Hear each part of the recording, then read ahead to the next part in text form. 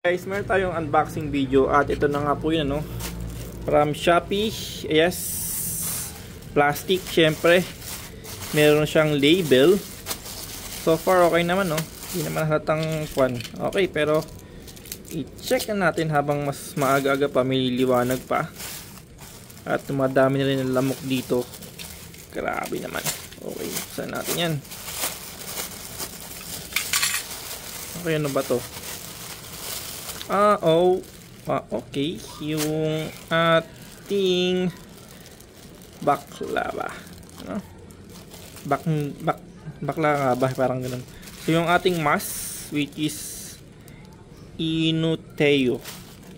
Check nga natin kung anong klaseng ano to, Inuteo na to. Okay, ito siya, which is to rubber. Meron siyang parang extra foam.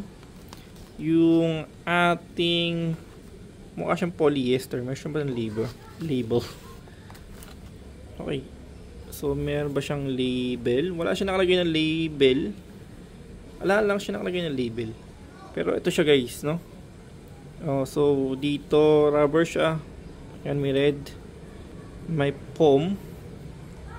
Ito, ayan, kung makita, mesh type siya, no? Kasi pang summer na rin. So, pang helmet din kasi to, no? Pero so far mukha naman maganda. Ayan, stretchable siya. Yun lang siya, no? Chinese and then the code. So yun, ito po yung ating Inotech pala, sorry, Inotech, hindi siya Inuteo na mask. So, okay, thank you for watching po.